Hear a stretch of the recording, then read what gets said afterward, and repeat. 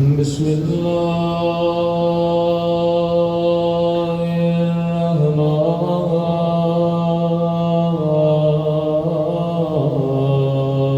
الرحيم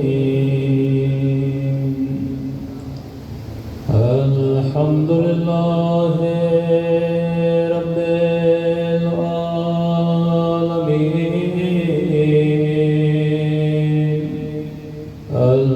الحمد لله كما هو أهله الصلاة والسلام على سيد المرسلين وخاتم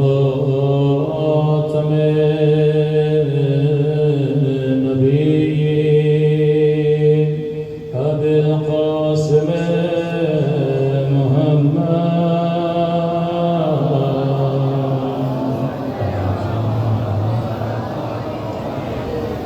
وعلى آله الطيبين الطاهرين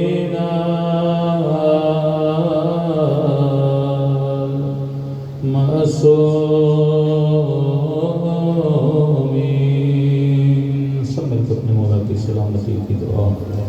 اللہم کل ولیک وجربنی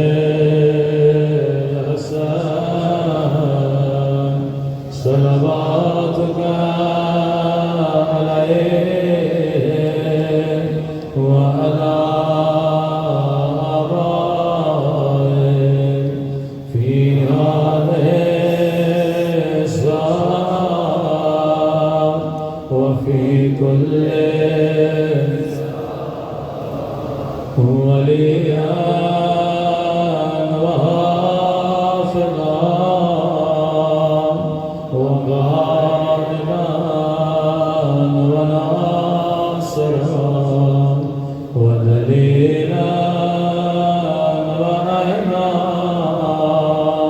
حتى تسكنه أرضك طوعا وتمتعه فيها طويلا برحمتك يا أرحم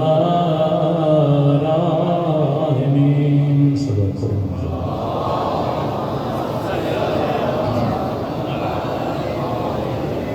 بسم الله الرحمن الرحيم. رب اشرح لي صدري ويسر لي أمري واحلل عقدة من لساني يفقهوا قولي. أما بعد فقد قال سبحانه وتعالى في محكم كتابه بسم الله الرحمن الرحيم اهدنا الصراط المستقيم. صلوات پڑھیں محمد و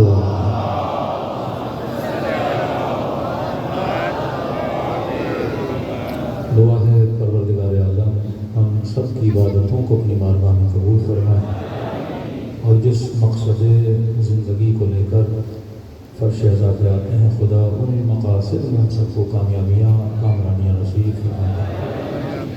مسلسل عرض کر رہے ہیں کہ مجلس عزا صرف یاد حسین کا نام نہیں ہے. مجلس عزا صرف گریے کا نام نہیں ہے، کیونکہ گریہ کرنا ایک فطری تقاضا ہے. جب انسان کسی ظلم کو سنتا ہے تو انسانی فطرت ہے کہ انسان کی آنکھوں سے آنسو جاری ہونے چاہیے. تبھی ہندو بھی جب جناب علی اصغر کے مصائب سنتے ہیں تو رو پڑتے ہیں. کوئی غیر مسلم بھی امام حسین کی مظلومیت کو سنتا ہے تو رو پڑتا ہے.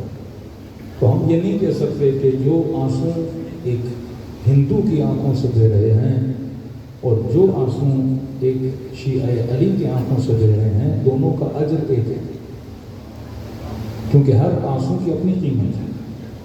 خدا یہ بھی دیکھتا ہے کہ آنسو بہانے والا کون ہے. خدا یہ بھی دیکھتا ہے کہ آنسو کس کی آنکھوں سے ٹپک رہے ہیں.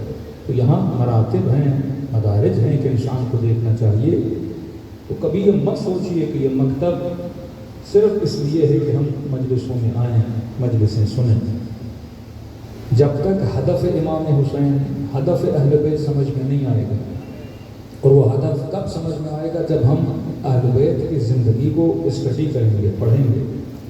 کہ کتاب بہت پیاری ہے، اردو میں ترجمہ ہو چکا ہے، 250 سالہ انسان۔ یہ کتاب سید علی خامنہئی رہبر معظم نے تدوین کی ہے، اور انہوں نے اہل بیت کی زندگی کو ایک انسان کی صورت میں دکھایا ہے۔ یعنی یہ تصور مٹا دیا کہ ہر امام الگ ہے۔ انہوں نے یہ تصور دیا کہ اگر مولا علی کے زمانے میں امام حسن ہوتے تو وہی کرتے جو علی نے کیا، اور حسن کے زمانے میں اگر مولا علی ہوتے تو وہی کرتے جو امام حسن نے کیا، اور امام حسین کے زمانے میں اگر امام حسن ہوتے تو وہی کرتے جو امام حسین نے کیا، کیونکہ یہ پہلے سے بتا دیا تھا کہ اولنا محمد، اوسطنا محمد، آخرنا محمد، بل کلنا محمد۔ ایک نیچر، ایک فطرت پہ اہل بیت چلنے والے تھے۔ اب کبھی کبھی آپ پڑھتے ہیں امیر المومنین 25 سال جب امت نے علی کو پیٹھ دکھائی اور خلافت میں امیر المومنین کو نہ لایا، تو ان 25 سالوں میں امیر المومنین کے چاہنے والے کے ذہن میں کیا ہے؟ ہمیں خیبر کا پتہ ہے، ہمیں خندق کا پتہ ہے، لیکن جناب ابابکر کے زمانے میں 25 سال، یہ 3 خلافتیں آپ لے لیں کہ واقعا امیر المومنین کیا کر رہے تھے، کسی کے ذہن میں کچھ بھی نہیں۔ ہمیں پھر پتہ چلتا ہے جب مولا علی حکومت پر آتے ہیں تو پھر جنگ صفین کا پتہ ہے، جنگ جمل کا پتہ ہے، اور شہادت امیر المومنین کا پتہ ہے، اور ہم یہ سمجھتے ہیں کہ 25 سال ایک امام خاموش بیٹھا تھا۔ وہ امام کیسے جو خاموش بیٹھے؟ امام کی تو ڈیوٹی ہے کہ امت کی اصلاح کرے، امام کی تو ڈیوٹی ہے کہ امت کے لیے کیا کرے، پلاننگ کرے۔ اسی طرح امام حسین کا لوگوں کو صرف کربلا پتہ ہے۔ ارے کربلا تو مولا حسین کی 60 سال کی زندگی، لیکن پیچھے اتنی لمبی زندگی جو امام حسین کی گزری ہے، تو کیا مولا حسین نے مدینے میں کچھ بھی نہیں کیا؟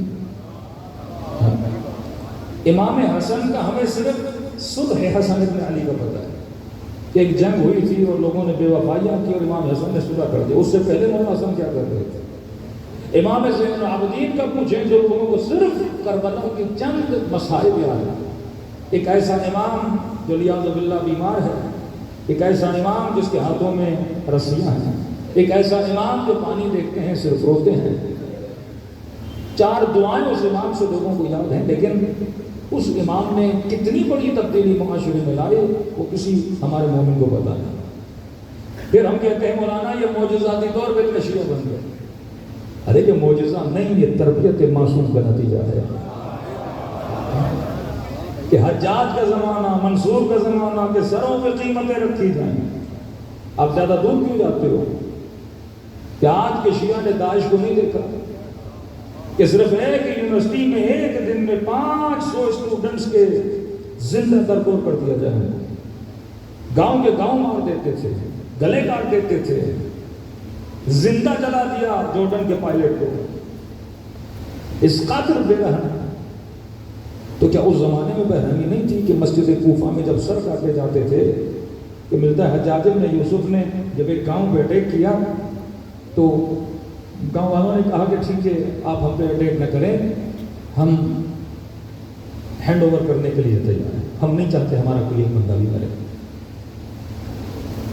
اور شرط یہ رکھی کہ آپ ہم میں سے کسی ایک فرد کو بھی نہیں مارو گے، زندہ چھوڑو گے۔ تو کہتے ہیں انہوں نے ایکسیپٹ کیا کہ ٹھیک ہے ہم ایک کو زندہ چھوڑیں گے۔ تو کہتے ہیں جب گاؤں ہینڈ اوور ہوا انہوں نے دروازے کھولے تو جس نے کہا تھا یہ شرط لکھی اس ایک کو زندہ چھوڑا، باقی سب کو مار دیا۔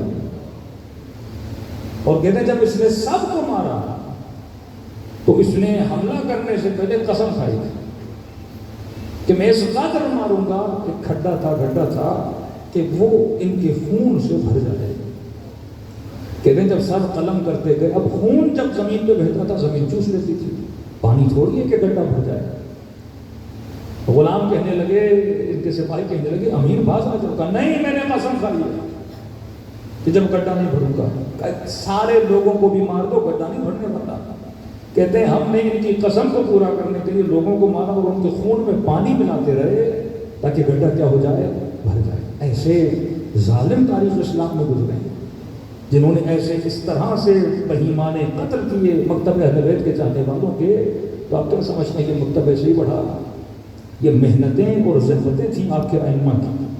کہ میں نے کہا شیعہ یہ سمجھتے ہیں کہ چوتھے امام خاموش، نہیں، اہل بیت نے چھپ کے ایک مضبوط شیعوں کا نیٹ ورک بنایا کہ دنیا پریشان ہے کہ یہ نیٹ ورک کس طرح بنا کہ اچانک قم کی سرزمین سے صرف ایک فیملی، 11 افراد کی فیملی ادارے مکتب اہل بیت کرتی ہے 5 قوم کے زمانے میں، اور ان 11 لوگوں کی وجہ سے پورا قم شیعہ ہو جاتا ہے۔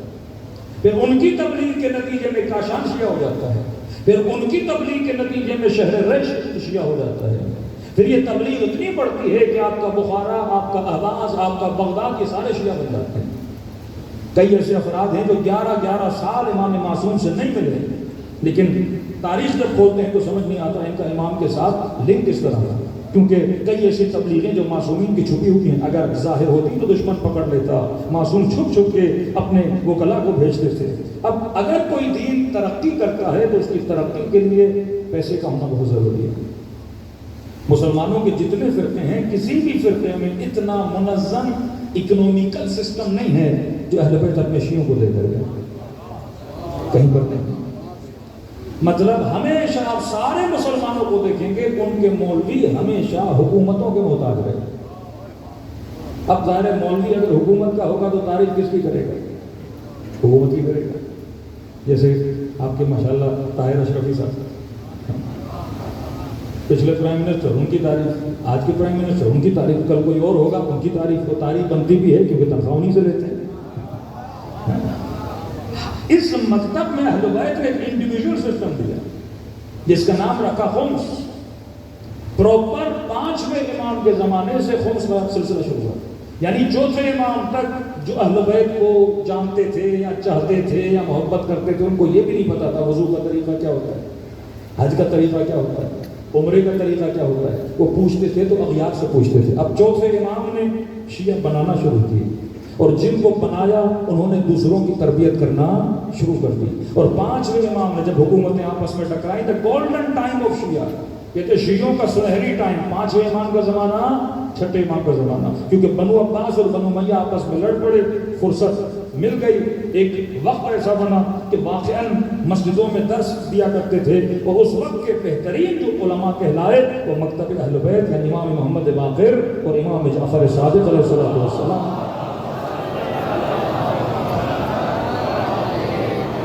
آپ 4 فقہ اہل سنت کی اٹھا لیں، ڈائریکٹ یا انڈائریکٹ کے شاگرد ہیں، یا امام محمد باقر کے یا امام جعفر صادق کے۔ وہ زمانہ کہ جس میں حکمان نے جھوٹی حدیثوں کو پھیلا دیا، کہ میں نے وہ حدیث پہلی اور دوسری مجلس میں پڑھی کہ حاکم چاہے فاسق ہو، چاہے فاجر ہو، چاہے زانی ہو، چاہے تمہارے دین کو تباہ و برباد کرے، لیکن تمہیں کوئی حق نہیں کہ تم اس حاکم کے مقابلے میں نکلو۔ پہلا ورژن نکالا کہ حاکم ظالم ہو تو چپ رہو، لیکن اگر دل میں نفرت کرتے ہو تو کوئی مسئلہ نہیں ہے۔ پھر دوسرا ورژن نکالا کہ حاکم ظالم ہے، جو بھی ہے تم دل میں بھی اس کے لیے برا نہیں سوچ سکتے۔ تیسرا ورژن یہ نکالا کہ اگر حاکم ظالم اور فاسق و فاجر بھی ہے، اگر تم اس کے مخالفت میں بات کرتے ہو تو اللہ کے رسول نے کہا اسے کیا کر دیا جائے؟ قتل کر دیا جائے۔ اب لوگوں میں خوف پیدا ہو گیا کہ حاکم کو شرعی طور پہ اجازت ہے کہ اگر کوئی اس کے مقابلے میں آ جائے ہم اسے قتل کر سکتے ہیں، ان کی روایات میں لکھا ہوا ہے۔ تبھی جب جنرل مشرف نے لال مسجد پہ حملہ کیا تو اس مولوی کو لکھا کہ تم ہی نے اپنی کتابوں میں لکھا ہے کہ وقت کا حاکم اولی الامر ہوتا ہے۔ تو شیعہ تو نہیں مانتے نا شہباز شریف اولی الامر، لیکن ان کے مفتی تو مانتے کہ جس کے پاس بھی حکومت ہے، یعنی حدیث الملک لمن غلب، ملک حکومت اس کی ہے جو غالب ہو گیا، یعنی جس کی بھینس اس کی لاٹھی، جو بھی غالب آ گیا ملک اس کا ہے۔ رسول نے فرمایا ہے لہٰذا ہم اس کے مقابلے میں نہیں نکل سکتے۔ تو جنرل صاحب نے کہا کہ بھائی آپ نے ہی کتابوں میں لکھا ہے کہ جو حاکم ہو، الملک لمن غلب، میں حاکم ہوں، اور جو حاکم کے خلاف نکلے خروج کرے وہ مرتد ہے، اسے قتل بھی کر دیا ہے تو کوئی مسئلہ نہیں۔ تو کہا اس وقت اولی الامر میں ہوں، میرے مقابلے میں تم نکلے ہو، اور تمہارے فتویٰ کے مطابق تمہارا قتل میرے لیے کیا بنا؟ جائز بنا۔ شیعہ نکلے تو سمجھ آتا ہے کہ وہ اسے فقہی طور پہ اجازت ہے، لیکن وہاں فقہ کی قطعاً اجازت نہیں ہے کہ یہ لیٹر نکلا سعودی عرب کے جب حالات سیکولرزم کی طرف جا رہے تھے تو ان کے مفتیوں اور مولویوں نے، کیونکہ عوام میں غم و غصہ تھا، ایک مقدس سرزمین وہاں پہ کلب کھولے جا رہے ہیں، ایک مقدس سرزمین، انبیاء کی سرزمین، تبلیغ کی سرزمین، اسلام کی سرزمین، وہاں پہ کیسینو کھولے جا رہے ہیں، انڈیا سے ناچنے والے اور گانے والیوں کو بلایا جا رہا ہے۔ تو ظاہر ہے جن لوگوں کو پوری زندگی الصلاۃ، نماز، روزہ، حج، دینداری کا درس دیا اور اچانک وہ بے دینی دیکھیں تو ان کے اندر الجھن تو پیدا ہو جاتی ہے۔ انہوں نے خط لکھا کہیں ایسا نہ ہو کہ لوگ باہر نکل آئیں اپنے حکمران کے خلاف، تو انہوں نے خط میں لکھا کہ دیکھیے ہم جانتے ہیں کہ آپ کے جذبات اپنی جگہ پہ صحیح ہیں، یہ جو ہو رہا ہے غلط ہو رہا ہے، کیسینو کھولے جا رہے ہیں، سنیما کھولے جا رہے ہیں، وہاں سے کافروں کو بلایا جا رہا ہے، ناچنے والیوں کو بلایا جا رہا ہے، ہم سمجھتے ہیں کہ یہ سب غلط ہو رہا ہے، لیکن سنیے رسول خدا نے کہا ہے حاکم کیسا بھی ہو اس کے خلاف ہم بول نہیں سکتے، لہٰذا جو وہ کر رہے ہیں وہ جانے، اللہ جانے، ہم نے تو صرف اپنی نماز پڑھنی ہے، اپنا روزہ رکھنا ہے، جو ہوتا ہے وہ ہوتا رہے۔ تو دو ڈویژن بنے، ایک فکر حسین بنے، ایک فکر حکمرانوں کی فکر بنے، کیونکہ جو حاکم تخت پہ بیٹھتا ہے وہ اپنے تخت کو بچانے کے لیے گڑی ہوئی حدیثیں لائے گا، تاکہ علام اگر میرے خلاف نکلے تو میں کہوں قال رسول اللہ، رسول نے کہا میرے خلاف نہ اٹھا جائے۔ آپ کیا سمجھتے ہیں کہ عمر سعد اس زمانے کا متقی ترین فرد ہے؟ ہر بندے کی ایک ویٹرین ہوتی ہے کہ آپ کہیں گے جناب یہ کون ہے، کہیں گے جی پروفیسر ہیں، نمازی ہیں، متقی ہیں، پرہیزگار ہیں، تو یہ ان کا تعارف ہے۔ عمر سعد کا تعارف کیا ہے؟ سعد بن وقاص کا بیٹا جس نے شہر کوفہ کی بنیاد رکھی، کوفہ بنانے والا جس کا باپ مدینے میں پیدا ہوا، امام حسین کو بچپن سے جانتا۔ کبھی بھی افراد کا بیک گراؤنڈ دیکھا کریں کہ وہ فرق کیسا ہے، بے انتہا نمازی، روزے رکھنے والا، قرآن پڑھنے والا، جب گلیوں میں چلتا تو لوگ التماس دعا کہتے تھے، کیونکہ صحابی کا بیٹا تابعی۔ کل میں نے پڑھا نا کہ امام نے کہا کہ کون ہے جو اپنے ہاتھ پہ آگ کا انگارہ رکھے۔ ہر انسان کا امتحان الگ ہوتا ہے، ایک جوان ہے اس کا امتحان یہ نکاح حرام سے بچے، ایک خاتون کا امتحان یہ سب سے زیادہ رکھے، امیر کا امتحان یہ ہے کہ وہ مثلا روزے رکھے، غریب کا امتحان یہ ہے۔ ہر بندے کا جو اللہ امتحان لیتا ہے وہ کیا لیتا ہے، الگ اس کے حساب سے۔ شہوت صرف یہ نہیں کہ انسان کسی نامحرم کو دیکھے، شہوت کے اقسام ہیں۔ ایک بندہ متقی ہے، پرہیزگار ہے، اسے شاید شراب میں مزہ نہیں آتا، زنا میں اس کے لیے مزہ نہیں ہے، چوری میں اس کو مزہ نہیں ملتا، لیکن وہ مصلی پہ بیٹھا متقی، چار لوگ بولیں کہ جناب کتنا بڑا متقی ہے، اس میں اس کو مزہ آتا ہے، یہ سننے میں اس کو بڑا مزہ آتا ہے، وہ پوری زندگی اس پہ لگا جاتا ہے کتنی نمازیں پڑھوں کہ پورا محلہ بولے کہ اس محلے میں اس سے بڑا کوئی نماز نہیں۔ یہ اس کی شہوت ہے کہ میری تعریف کی جائے۔ بعض لوگ شہرت کے لیے ہزاروں اٹھا دیتے ہیں، کوئی اور عیب نہیں ہوتا، لیکن یہ بڑا عیب ہوتا ہے کہ لوگ میری کیا کریں، تعریف کریں۔ بلعام باعور، قرآن نے اس کا واقعہ سنایا، عابد بنی اسرائیل، حضرت موسیٰ لشکر لے کر آ رہے ہیں، نمازی، مستجاب الدعوہ، خدا کہتا ہے من آیاتنا، ہم نے اس کو اپنی آیتیں دی ہوئی تھی۔ اس کی کمزوری اس کی بیوی تھی، اس کی بیوی کی کمزوری سونا تھا۔ کہ بلعام باعور، حضرت موسیٰ لشکر لے کر آ رہے ہیں، بد دعا دو لشکر کو۔ تو کہا کیسے بد دعا دوں، وہ موسیٰ ہے، اللہ کا نبی ہے، نیک بندے آ رہے ہیں، میں بد دعا کیسے؟ کہا نہیں، ہم نے سنا ہے اگر تو بد دعا دے گا اس کو لشکر ختم ہو جائے گا، کیونکہ تو مستجاب دعویٰ۔ اب جو بد دعا کروانے آئے تھے ان کو تو نہیں پتا نا کہ دعا قبول تو خدا کرتا ہے، تو خدا موسیٰ کے خلاف دعا کر، نہیں آپ دعا کریے، کہ میں نہیں کر سکتا، منع کر دیا۔ اب اس کی کمزوری اس کی بیوی، اس کی بیوی کے پاس گئے، بیوی کی کمزوری سونا، کہا تجھے اتنا سونا دیتے ہیں، میاں کو راضی کر دے۔ اس نے سونا دیکھا وہ بگڑ گئی، اس نے سونا لیا اور شوہر سے ناراضگی ہو گئی کہ بھائی ایک چھوٹی سی بددعا تو ہے، اتنی بددعا کرو گے تو مجھے سونا ملے گا، میں راضی ہو جاؤں گی۔ اب بیوی کو راضی کرنے کے لیے کیا کرنے گیا؟ بددعا کرنے گیا۔ ہر انسان کی اپنی کمزوری ہوتی ہے۔ ابن سعد کو اسٹڈی کریے کہ ابن سعد کی کمزوری کیا ہے۔ کہتے ہیں کہ ابن سعد کا کربلا سے لینا دینا ہی نہیں تھا۔ اس نے دیکھا کہ یزید حاکم بنا ہے اور دل تھا کہ میں امت کی خدمت کروں۔ آتے ہیں یزید کے پاس، کہتے یزید صاحب سنا تخت پہ بیٹھے ہیں، ہماری زندگی کے آخری دن ہیں، پوری زندگی ہم نے نماز پڑھی، روزے رکھے، لوگوں کو دین کا درس دیا، لہٰذا اب دل کرتا ہے کہ آخری عمر میں ہم کچھ دین کی کیا کر لیں؟ خدمت کر لیں۔ یزید نے کہا خدمت کرنا چاہتے ہیں؟ کہا آپ اگر شہر رے کی حکومت مجھے دے دیں، میں وہاں جا کے دین پھیلاؤں گا، اسلام پھیلاؤں گا، اللہ کی باتیں کروں گا۔ اب اس نے بھی دیکھا کہ اس عمر میں بندہ آیا ہے، اس نے بھی لکھ کے دے دیا قوالا کہ یہ لو اور آپ کو شہر رے کی حکومت دے دی۔ یہ واقع کربلا سے پہلے۔ اب یہ قوالا لے کے کہاں آیا؟ کوفے میں، مطلب یہ راستے میں تھا۔ اگر یہ کوفے نہ رکتا تو یہ کب کا شہر رے پہنچ چکا ہوتا۔ یہ کوفے آیا کہ چند دن ساز و سامان باندھے اور شہر کوفہ سے ایران کی طرف کیا ہو جائے؟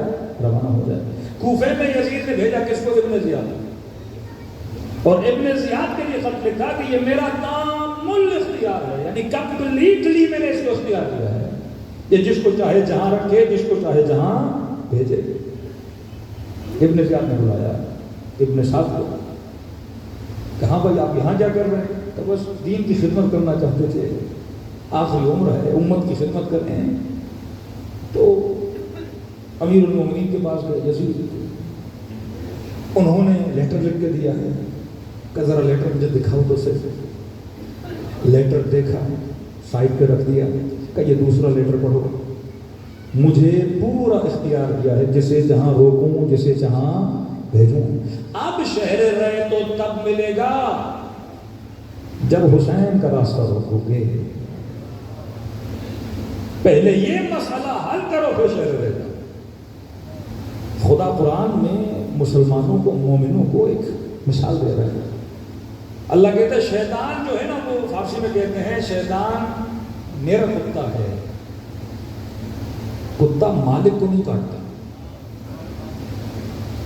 شیطان بھی نمک حرام نہیں۔ قرآن میں کہتا ہے لَأَغْوِيَنَّهُمْ أَجْمَعِينَ إِلَّا عِبَادُكَ مِنْهُمُ الْمُخْلَصُونَ، کہ اے خدا سب کو گمراہ کروں گا لیکن تیرے مخلص بندوں کو بھی گمراہ نہیں کروں گا۔ مطلب دوسروں کو گمراہ کروں گا لیکن جو تیرے لیے مخلص ہو گیا، میں شیطان اسے بھی کیا نہیں کروں گا؟ گمراہ نہیں کروں گا۔ انبیاء کو گمراہ نہیں کر سکتا، ائمہ کو گمراہ نہیں کر سکتا۔ جو تیرا عبد مخلص بنا، میں شیطان اسے کبھی گمراہ نہیں کر سکتا۔ یہ اللہ مثالیں دے رہے ہیں، اس کو بار بار اللہ بچا رہا ہے کہ اگر اس نے شہر رے کا، حکومت کا آرڈر رکھ لیا ہے تو اب بھی وقت ہے، بچ نکلو۔ اس راستے پہ چلنا تیرے فائدے میں نہیں ہے، لعنت اللہ بچائے گا۔ کہ مجھے ایک رات کی مہلت۔ اب یہ جانتا ہے کہ حسین کون ہے، دوسری طرف دل میں شہوت حکمرانی، حاکم بن گیا، نماز پڑھ رہا ہے، روزہ رکھ رہا ہے، قرآن کا قاری ہے، پورا محلہ جانتا ہے کہ ابن سعد با تقویٰ ترین بندہ ہے، کسی نے سے گناہ نہیں دیکھا ہے، لیکن ایک شہوت میں گرفتار ہے اور وہ حکمرانی کی شہوت۔ تخت مل جائے، شہر رے کی حکومت مل جائے، میں حاکم بن جاؤں۔ کہتے پوری رات سوچتا رہا۔ اب انسان کی فطرت ہے، جب کچھ کرنا چاہتا ہے تو اس کام کو کرنے کے لیے اپنے لیے ہر دلیل کو تراشتا ہے۔ کہ ہم مذاق کہتے ہیں نا، مولوی چاہے تو کبے کو بھی حلال کر دے، کھانے پر آ جائے تو چار فتوے ادھر ادھر سے نکال کے کیا کر دے گا؟ حلال کر دے گا، کیونکہ مد ہے اس کو کھانے کا، اس کے اندر شہوت ہے حکمرانی کی کہ مجھے شہر رے کی حکومت ملے۔ پوری رات خود کو دلیلیں دیتا رہا کہ حسین کے مقابلے میں کیسے جاؤں گا، اچھا نہیں جاؤں گا تو شہر رے کی حکومت نہیں ملے گی۔ یہ ابن زیاد کو بھی جانتا ہے وہ کتنا معلوم ہے، جب تک کام پورا نہ کرے ابن زیاد تب تک اس کو شہر رے کی حکومت کا قبالہ نہ دیا جائے گا۔ اب خود کو راضی کرتا رہا، ہاں حسین بھی تو غلط کر رہے ہیں، امت میں فتنہ پیدا ہو رہا ہے، انسجام کو توڑ رہے ہیں، کیا ضرورت ہے یزید کے مقابلے میں آنے کے لیے؟ اگر یزید اولی الامر ہے تو اس کی کیا کی جائے؟ اطاعت کی جائے۔ خود کو راضی کرنے لگا، لیکن ہدف کیا تھا؟ رے کی حکومت۔ یہ واحد بندہ ہے کربلا میں جس سے 3 مرتبہ امام حسین مخاطب ہوتے ہیں، آخر تک مولا کوشش کر رہے ہیں یہ بچ جائے، جس طرح جنگ جمل میں علی کوشش کر رہے ہیں زبیر کو بچا لیا جائے، مولا کوشش کر ابن سعد بچ جائے۔ 1 مرتبہ ملاقات کی، 2 مرتبہ ملاقات کی، 3 مرتبہ ملاقات کی، اور وہ اشعار موجود ہے ابن سعد میں فرماتے ہیں کیا تم مجھے نہیں جانتا؟ میں سیدہ شباب اہل جنت ہوں۔ کیا تجھے نہیں پتا کہ ہم سے اس گھرانے میں عبادت نازل ہوئی ہے؟ یہ گھرانہ ہے جو محبت الوحی ہے۔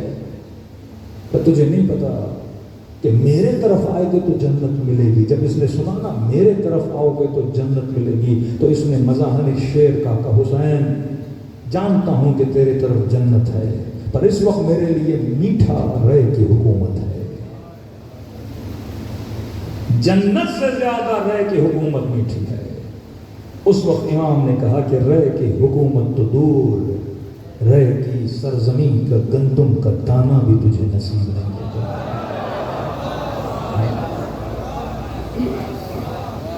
یہ انسان کو سوچنا چاہیے کہ واقعاً ایک طرف فکر حسین ہے،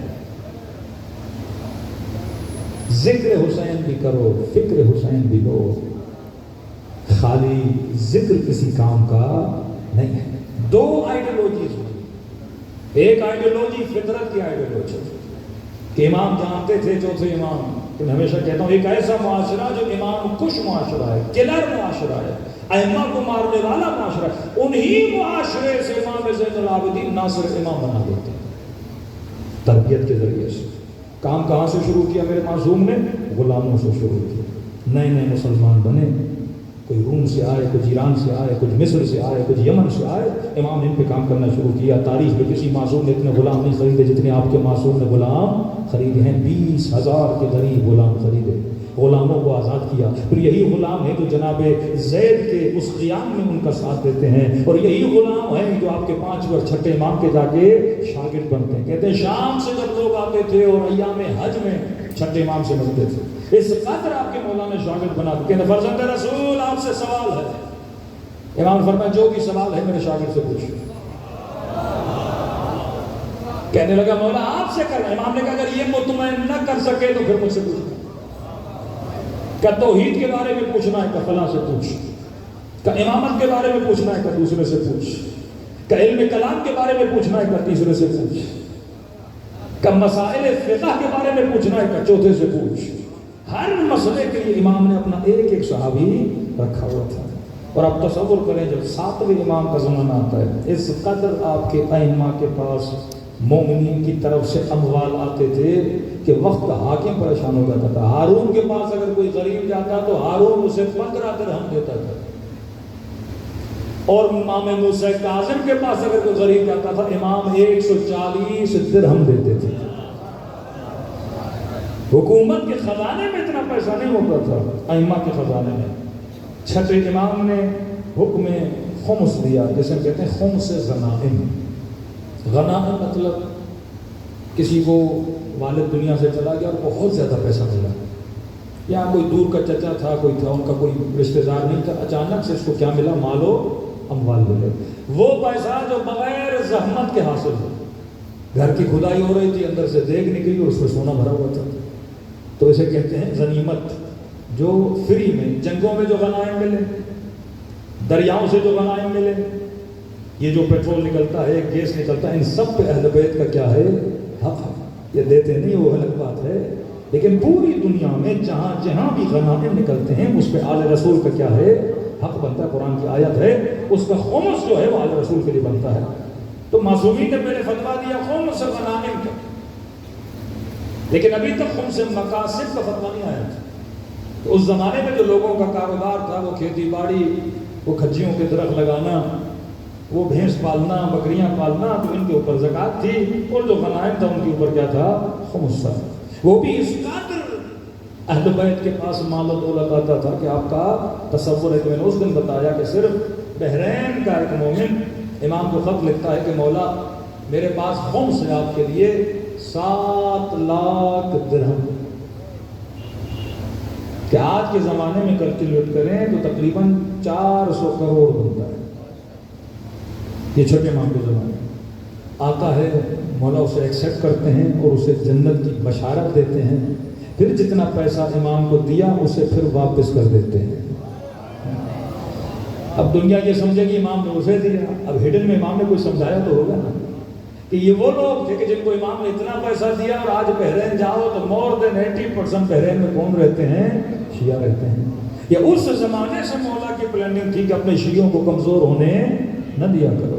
کہ دوسرا واقعہ میں نے سنا جاتا ہے کہ 2 مومنوں میں آپس میں لڑائی ہو گئی، 400 درہم پہ مسئلہ اٹک گیا۔ ایک امام کا وکیل تھا، اس نے کہا کہ آپ کا جھگڑا 400 درہم پر ہے، مسئلہ 2 مومنین آپس میں لڑے 4 لاکھ کی وجہ سے، معصوم پسند نہیں کرتے۔ 2 مومن آپس میں لڑے 6 لاکھ 2 لاکھ کی وجہ سے، ایک دوسرے کو گالیاں دے رہے ہیں، کس کی وجہ سے؟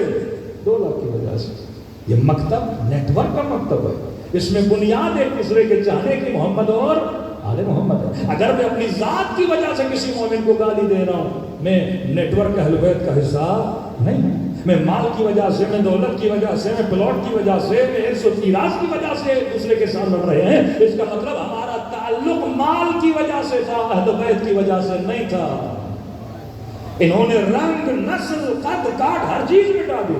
آؤ کربلا کے میدان میں، کربلا میں کالے رنگ والا جون بھی ملے گا، کربلا میں 80 سال کا بوڑھا حبیب بھی ملے گا، کربلا میں 18 سال کا جواں علی اکبر بھی ملے گا، کربلا میں 6 مہینے کا علی اصغر بھی ملے گا، کربلا میں 4 سال کی سکینہ بھی ملے گی، کربلا میں عمر رسیدہ سیدہ زینب بھی ملیں گی، کربلا کے میدان میں آپ کو مسیحی وہاب قلبی بھی ملے گا، کربلا میں سنی مکتب جناب زہیر بھی ملے گا، کربلا میں جس نے گناہ کیا تھا وہ جناب اور توبہ کر کے حسین کے لشکر میں آیا وہ بھی ملے گا۔ اس کا مطلب کربلا مجموعہ ہے، ان سب کو کس نے جمع کیا؟ محبت حسین ابن علی نے جمع کیا۔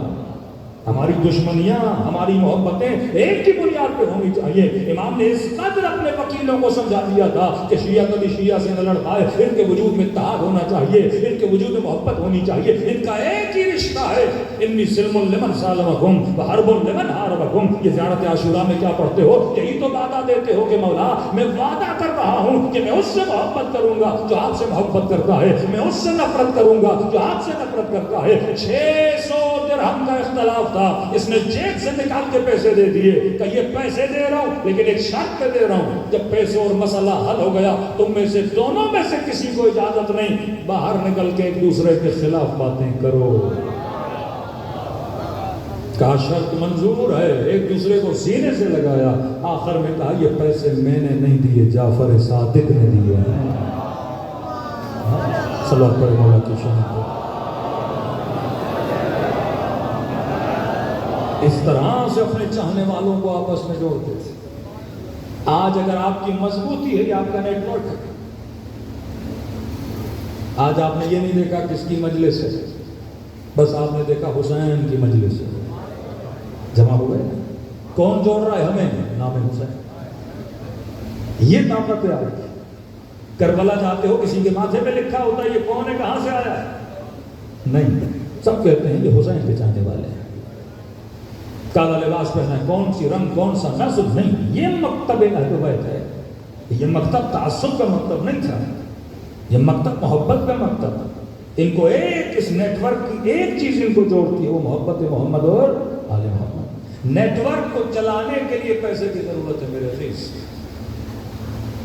تبھی جب خدا نے ولایت امیر المؤمنین کا ذکر کیا، فرمایا انما ولیکم اللہ ورسولہ، میں اللہ ولی میرا رسول اللہ، والذین آمنوا الذین یقیمون الصلاۃ ویؤتون الزکاۃ وہم راکعون۔ جب آیے ولایت میں ولایت کا ذکر کیا، ساتھ میں خدا نے زکوٰۃ کا ذکر کیا۔ مطلب نیٹ ورک آف ولایت چل نہیں سکتا جب تک پیسہ ساتھ میں نہ ہو۔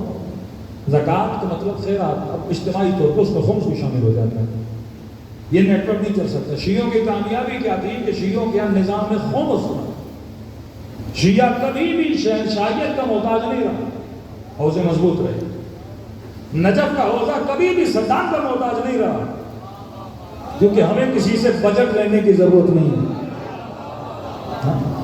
اہل بیت ایک سسٹم دے کر گئے نظام خمس کے نام سے کہ چھٹے امام کے زمانے تک خمس سے غنائم تھا، لیکن امام جواد نے جتنے فتوے ہیں نا خمس مقاصد کے وہ آپ کے امام جواد سے ہیں۔ خمس مقاصد یعنی امام نے خمس کے دائرے کو اور بڑا کیا۔ پہلے جو جنگوں سے پیسہ آتا تھا، مختلف ارث و میراث سے پیسہ آتا تھا، لوگ اس سے خمس تھے۔ آپ کے امام جواد نے فتویٰ دیا کہ اب شیعوں پر خمس مقاصد کو ہم واجب کر رہے ہیں۔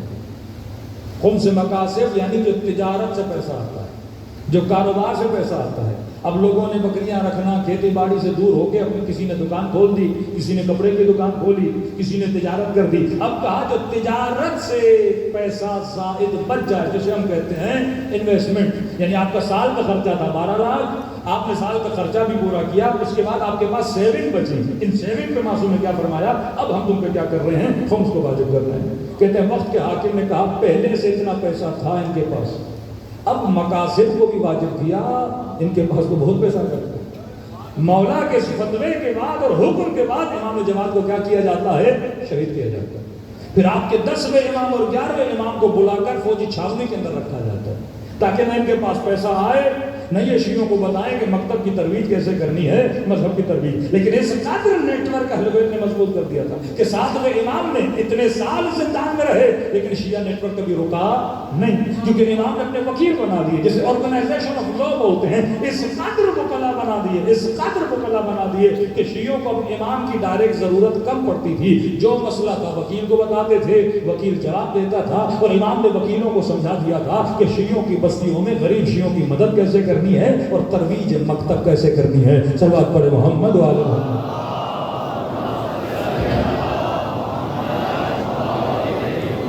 اب دوسرا مسئلہ یہ کہ وکیل ضروری نہیں کہ مثلا معصوم اسے رکھ رہے ہیں تو یہ 100% صحیح کام کرے، پیسے کی لالچ کو سب کے اندر۔ تو امام کی شہادت کے بعد ایک فرقہ بنا، فرقہ واقفیہ۔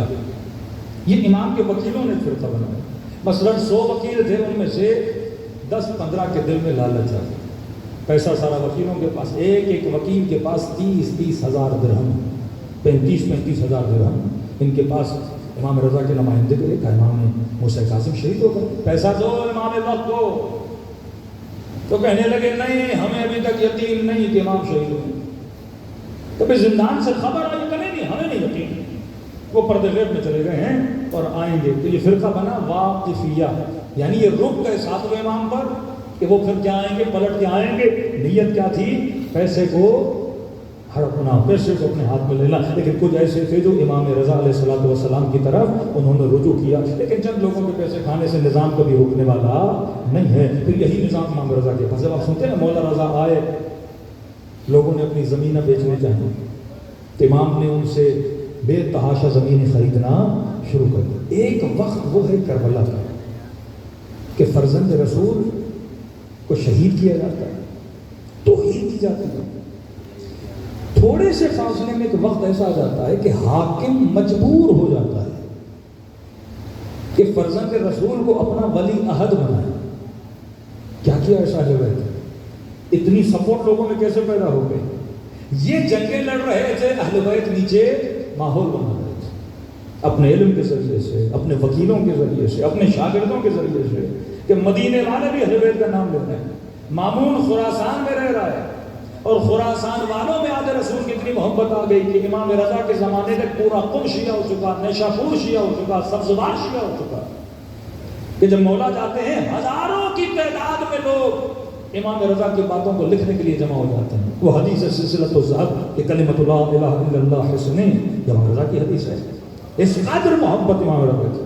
اب ٹیکنیک آف اہل بیت دیکھیے، کہتے ہیں مامون بزی تھا، عید کی نماز تھی، اور اتنا اہل بیت کو جو مامون نے امام رضا کے اوپر ایک سیکٹری لگا کے رکھا تھا، حشام اس کا نام تھا، یہ بھی کس کا بندہ ہے؟ مامون کا بندہ۔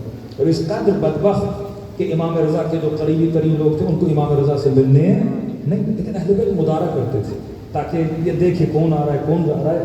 لیکن اس کے ساتھ ساتھ انہوں نے کچھ اپنے ایسے رکھے ہوئے تھے افراد جیسے جناب ابا سلط، جن کی قبر پہ جاتے ہیں، یہ قریبی ترین صحابی امام رضا، یعنی انڈر گراؤنڈ نیٹ ورک بنایا ہوا تھا، اور ظاہر یہ کرتے تھے کہ ہمارا کسی کے ساتھ رابطہ نہیں ہے۔ اب حکم دیا کیونکہ نماز عید یا خلیفہ پڑھائے یا ان کا کوئی وزیر ہو ولی عہد ہو، تو انہوں نے کہا کہ آج ہم تھکے ہوئے ہیں، امام رضا کو جا کے نماز پڑھا دیجیے۔ اب اسے کیا پتا کہ یہ امام ہے؟ ولی عہد کیوں بنایا؟ کیونکہ امت کہتی تھی یہ متقی ہے، یہ پرہیزگار ہے، یہ حکومت کے طالب نہیں ہے، یہ تخت کے طالب نہیں ہے، یہ شہرت کے طالب نہیں ہے، تو یہ دکھانا چاہتا تھا نہیں جن کا آپ اتنا احترام کرتے ہو یہ بھی ہم جیسے زبردستی ولی عہد بنایا۔ امام رضا کو پیغام ملا کہ مامون کہہ رہے ہیں کہ آپ جا کے نماز عید پڑھائیے۔ امام نے کہا ٹھیک ہے۔ کہتے ہیں جو مامون کا پروٹوکول تھا وہی پروٹوکول امام رضا کے لیے لگایا گیا۔ 30-40 گھوڑے لائے گئے، اتنے سپاہی لائے گئے حفاظت کے لیے، گھوڑے کو سجایا گیا جس طرح ایک بادشاہ کا گھوڑا ہوتا ہے، بالکل اسی طرح امام رضا کے لیے سجایا گیا۔ کہتے ہیں کافی دیر کے بعد مجمع ہجوم کھڑا ہے، اجازت نہیں کسی عام انسان کو کہ بادشاہ کے قریب جائے، بادشاہ سے باتیں کرے، بادشاہ سے ہاتھ ملائے، اتنا فاصلہ آ چکا تھا حکمرانوں میں اور عوام کے درمیان۔ اب انہوں نے وہی ماحول بنایا کہ دیکھو امام رضا بھی ہماری طرح ہیں، گھوڑوں پہ جائیں گے، پروٹوکول کے اندر جائیں گے۔ کہتے ہیں جیسے دروازہ کھلا اور فرزند زہرا باہر آئے تو کیا دیکھا؟ پاؤں میں جوتیاں نہیں، سر سے امامہ اتارا ہوا ہے۔ مستحب ہے نا جب عید کی نماز کے لیے جاؤ تو ایسے جاؤ جیسے فقیر خیرات مانگنے جاتا ہے۔ آنکھوں سے مولا رضا کے آنسو میں کیفیت امام رضا پہ طاری ہے کہ اللہ کی بارگاہ میں جا رہے ہیں۔ کہتے آگے پیچھے سپاہی آ گئے، فرزند رسول گھوڑے پہ سوار کا نہیں، میں پیدل جاؤں گا سزا میں نماز پڑھانے کے لیے۔ پروٹوکول کو توڑ کے لوگوں کے ہجوم کے بیچ میں آ گئے۔ یہ کردار جب عوام نے دیکھا فرزند رسول کا، کہا حقیقی وارث رسول تو یہ ہے۔ جب امیر المومنین خلافت پر پہنچے تو بوڑھے بوڑھوں نے کہا کہ علی وہی نماز پڑھ رہا ہے جو رسول نماز پڑھا کرتے تھے۔ کہ علی کو دیکھ کے ہمیں نبی کی یاد آ گئی ہے، مسلم اور بخاری کے جملے ہیں۔ تو جب انہوں نے کردار امام رضا دیکھا تو لوگ دیوانہ پار امام کے پیچھے آئے، تو شام نے پیچھے خبر دی کہ مامون اگر آج نماز پڑھا دی تو تیرا تخت ختم ہو گا۔ کہ وہاں سے گھوڑے پہ بیٹھا دوڑا امام رضا کو کہا کہ اتنے ہجوم میں آپ کو خطرہ ہے لہٰذا آپ واپس چلے جائیے، میں نماز پڑھا دیتا ہوں۔ اس طریقے سے معصومین نے کیا کیا؟ اپنے شیعوں کو آپس میں جوڑا۔ آپ کی طاقت تھی آپ کا اکنومیکل پاور، کیونکہ رسول خدا فتح دے کر گئے اپنی بیٹی کو، کیونکہ نظام ولایت اگر چلنا ہے تو ساتھ میں کوئی معاش کا سلسلہ بھی تو ہو کہ 4 لوگ غریب ہوتے ہیں، 4 فقیر ہوتے ہیں، یتیم پروری ہے، کہ وہ آپ کے مولا امیر المومنین کی میں نے پہلی مجلس میں عرض کیا کہ جب فتح اہل بیت سے لیا گیا، اب امیر المومنین جنگ کے کمانڈر ہیں۔ ایسا نہیں کہ مولا علی کا کوئی کاروبار تھا، کوئی دکان تھی جس میں امیر المومنین کی انکم ہو، جنگ کے کمانڈر ہیں، جنگ کے نتیجے میں جو مال غنیمت ملتا تھا سب سے زیادہ امیر المومنین کو ملتا تھا، کیونکہ سب سے زیادہ مارتے امیر المومنین تھے، فتوحات امیر المومنین کی تھی۔ پھر وہ حدیث ملتی ہے کہ جناب سیدہ نے کہا کہ علی خواتین مجھے بتاتی ہیں کہ سب سے زیادہ مال غنیمت آپ کے حصے میں آیا، لیکن میں نے آج تک نہیں دیکھا آپ گھر کچھ لے کر آئے۔ تو مولانا نے فرمایا ہاں نبی کی بیٹی ملتا تو بہت ہے، لیکن آتے ہوئے جب راستے پہ غریبوں پہ نگاہ پڑتی ہے، میں سارا یتیموں میں غریبوں میں تقسیم کر کے آ جاتا ہوں، میں سنت رسول پہ عمل کرتا ہوں۔ اب یہاں رسول خدا دنیا سے جاتے ہیں، امیر المومنین کے پاس فائنینشیل ایسٹس نہیں تھے، کیونکہ جتنا ملا امیر المومنین نے ایک جنگی کمانڈر جب رسول خدا دنیا سے جاتے ہیں تو امیر المومنین کو کوئی بڑی پوسٹ بھی نہیں ملتی۔ ایک طرف جناب زبیر، ایک طرف جناب طلحہ جب دنیا سے جاتے ہیں، آپ جا کے تاریخ پڑھیے، کہتے ہیں اتنی ملکیت جناب زبیر کی تھی، اس قدر سونے کی پلیٹیں اور سکے تھے کہ ان کو گھٹنوں پہ توڑ کے ان کی اولادوں میں تقسیم کیا گیا تھا۔ مصر میں الگ گھر تھا، شام میں الگ گھر تھا، مدینے میں الگ گھر تھا، اس قدر ملکیت ان کے پاس تھی، لیکن امیر المومنین کے پاس کیا تھا؟ ایک فتح رسول خدا دے کر گئے جس سے یہ گھرانہ چلے، جس سے سلسلے تبلیغ بڑھے۔ فتح لینے کا سلسلہ وجہ بھی یہی تھی۔ اگر امیر المومنین کو فتح کی آمدنی بہت زیادہ تھی، ملینز میں فتح کی آمدنی تھی، سرزمین کے اتنے باغات تھے، وہ واپس لیا گیا، لیکن امیر المومنین ان 24-25 سالوں میں خاموش نہیں بیٹھے۔ آج بھی جائیے سعودی عرب میں بآئر امیر المومنین کے کنویں آج بھی مشہور ہیں سعودی عرب میں۔ اس زمانے میں کنویں کی حیثیت پیٹرول کی مانند تھی، لوگ پانی کے لیے ترستے تھے، اور یہ ہنر، یہ ٹیکنیک، یہ اسکل اگر کسی کے پاس تھی کہ زمین کے کس حصے میں پانی ہے، یہ امیر المومنین کے پاس ہے۔ کنویں کھودتے تھے، بستیوں کو آباد کرتے تھے۔ ایک وقت وہ تھا کہ خاتون کہتی ہے کہ علی اگر مجھے اس کنویں سے پانی نکال کر دو گے میں اتنی کھجوریں دوں گی، کہ وہ مولا کا صحابی کہتا ہے جب مولا نے پانی نکالا پورے ہاتھ خونم خون ہو گئے علی کے۔ محنتیں کی، زحمتیں کی، باغات بنائے، زمینیں آباد کی، کہ پھر امام حسن کا زمانہ آتا ہے، پھر باغ امام حسن آپ کے لیے مشہور ہے۔ یہ محنتیں 25 سال امیر المومنین کی محنتیں ہیں۔ امام نے ساز و سامان باندھا، کئی باغات اولاد کے لیے، کئی باغات کو یتیموں کے لیے کیا کیا؟ تقسیم کیا۔ معاشرے میں اگر محبت اہل بیت کو بڑھانا چاہتے ہو، وہ تب تک نہیں آتی جب تک سوشل ورک نہ کیا جائے، جب تک لوگ معاشرے میں غربت مٹانے کے اسباب پیدا نہیں کرو گے، تب تک لوگوں کے دلوں میں محبت کو پیدا۔ امیر کا فرمان ہے الناس عبید الاحسان، فرمائے لوگ بندے احسان ہیں۔ ہمارے ہوتا ہے نا کوئی بڑا افسر اسے کام نکالنا ہے، کہتے ہیں دعوت دو، ایک بار کھانا کھا کر جائے گا، آپ کا کام فائل پہ سائن ہو جائے گا۔ فطرت انسان ہے، جب احسان کرتے ہو تو بندے احسان کو کیا کرتے ہیں؟ انسان احسان کا غلام بن جاتا ہے۔ اہل بیت نے لوگوں پہ احسان کیے کہ جب مولا کو ضربت لگتی ہے 3 دن تک کسی کو نہیں پتا کھانا دینے والا کون تھا۔ یہ تو شہادتوں کے بعد پتہ چلتا ہے۔ اسی طرح آپ کے امام زین العابدین نے غلاموں پر احسان کیا، اسی طرح آپ کے 5ویں امام نے، 6ویں امام نے۔ تو اس سسٹم ولایت کو چلانے کے لیے اہل بیت نے ایک مضبوط آرگنائزیشن بنائی، اپنے وکلا کی۔ یہ وکلا لوگوں سے پیسہ لیتے تھے، اہل بیت تک پہنچاتے تھے۔ کبھی کبھی اہل بیت نے ان کو سمجھا دیا تھا کہ پیسے کو کس طرح کیا کرنا ہے، تقسیم کرنا ہے۔ ایران کا شیعہ مضبوط ہوا نظام خمس کی وجہ سے، عراق کا شیعہ مضبوط ہوا نظام خمس کی وجہ سے۔ ملینز آف ڈالرز آیت اللہ العظمہ سیستانی نے حشر شابی میں بانٹے جب داعش آئے۔ پاکستان کا شیعہ کیوں کمزور ہے؟ کبھی سوچا ہے؟ کیونکہ ہمارے یہاں نظام خمس نہیں ہے۔ شیعہ کا نیٹ ورک جب امام حاضر ہو تو لیڈرشپ امام کے پاس، جب امام غائب ہو تو امام کے وکیل کے پاس۔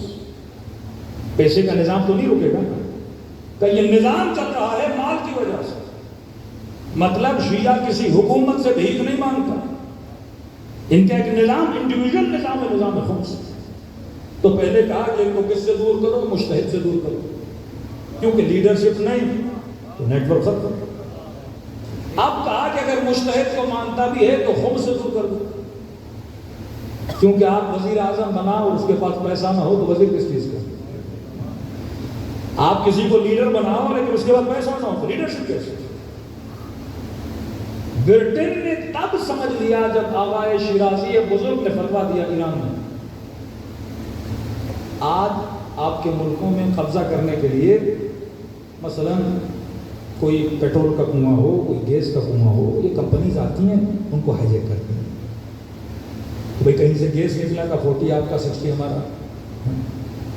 اس زمانے میں بہت بڑی انڈسٹری تھی تمباکو کی، یعنی سگریٹ کی انڈسٹری جس پہ ملک چلتے تھے، اور یہ پوری انڈسٹری کس کے قبضے میں تھی؟ برٹن کے قبضے میں تھی۔ اور یہ ملکوں میں داخل کس طرح ہوتے تھے؟ پہلے تمباکو کی انڈسٹری لگاتے تھے، پھر اس انڈسٹری کے ذریعے اپنے جاسوس، اپنے ورکر اس ملک میں پھیلاتے تھے، پھر پورے ملک کو ہائیجیک کرتے تھے۔ آپ انگلینڈ کی پوری اسٹڈی کر سکتے ہیں انڈیا پہ کیسے قبضہ کیا، کمپنیوں کے ذریعے علم ہوئے، کمپنیاں اس ملک میں لگاتے ہیں، پھر ملک پہ قابض ہو جاتے ہیں۔ شہنشاہ نے اجازت دی کہ آپ آگے کمپنی لگائیں، حکمران تو ہمیشہ غلام، چند ٹکوں پہ بک جاتے ہیں۔ اس وقت کے سب سے بڑے مرجع، یعنی آپ دیکھیں کہ ملک میں گویا 2 بادشاہ ہیں، ایک ملک کا بادشاہ رول کر رہا ہے لوگوں کو، دوسرا شیعوں کا مجتہد رول کر رہا ہے۔ آپ پہلے سنت میں کہیں بھی ایسا باور نہیں دیکھتے کہ 12 دن سے امریکہ نجف میں مقتدیٰ صدر کے لوگوں سے جنگ اور لڑائی چل رہی تھی، یہاں تک کہ امیر المومنین کے روزے تک فائر کر دیے گئے۔ شیعوں نے پناہ لے لی مولا علی کے حرم میں تاکہ سپاہی بچ جائے۔ پورے عراق میں آگ جل رہی تھی، کیوں؟ کیونکہ چند دنوں کے لیے آیت اللہ سیستانی کہاں چلے گئے؟ انگلینڈ چلے گئے دل کا علاج کرانے کے لیے۔ واپس آئے 2 دن میں سارے فوجی نجف سے کیا ہو گئے؟ باہر چلے گئے۔ آج بھی کھٹک رہا ہے کہ شیعوں کے پاس اتنی لیڈرشپ ہے اہل سنت کے علماء کی لیڈرشپ نہیں ہے، کیونکہ پاکستانی معاشرے میں مولوی کی ڈیوٹی لگا دی نکاح پڑھانا، جنازہ پڑھانا، حلوہ کھانا۔ ہمارے ہاں مولوی کا کانسیپٹ کیا ہے کہ مولانا صاحب آپ کا کام ہے جنازہ پڑھانا، نماز پڑھانا، نکاح پڑھانا، غسل دینا، مدرسے میں قرآن پڑھانا۔ مکتب اہل بیت میں یہ ڈیوٹی مولویوں کی نہیں تھی۔ جنازہ ہر کسی کو پڑھانا آنا چاہیے، غسل ہر کسی کو دینا آنا چاہیے۔ نکاح کے لیے تو مستحب ہے کہ عورت اپنا نکاح خود پڑھے۔ یہ تو ہمارے یہاں کیونکہ ہم ان پڑھ ہیں تو لہٰذا کسی اور کو کیا بناتے ہیں؟ وکیل بناتے ہیں۔ صرف جمعے کے خطبے کے لیے شرط ہے کہ وہ کون ہونا چاہیے؟ عالم ہونا چاہیے۔ اب کیونکہ لوگ اس چیز کی طرف نہیں ہیں تو علماء ان ذمہ داریوں پہ لگتے ہیں، اور کیونکہ ہمارا معاشرہ ایک سنی معاشرہ ہے لہذا ہم نے بھی اس معاشرے میں وہ ڈیوٹیز اپناتے ہیں۔ ورنہ جتنے بھی شیعہ معاشرے دیکھیں گے وہاں پہ لیڈرشپ جس کے پاس ہے علماء کے پاس ہے۔ کوئی کام جو اہل بیت کا تھا، اور اگر کوئی سیرت اہل بیت میں چلتا ہے، علم اہل بیت کو حاصل کرتا ہے، فقہ اہل بیت میں تبحر حاصل کرتا ہے، تو اس کی ڈیوٹی ہے کہ معاشرے کو کیا کرے، ڈیل کرے۔ لبنان چلے جائیے، لیڈرشپ کس کے پاس؟ سید حسن نصر اللہ کے پاس۔ یمن چلے جائیے، سید الحوثی کے پاس۔ ایران چلے آئیے، سید سیستانی کے پاس۔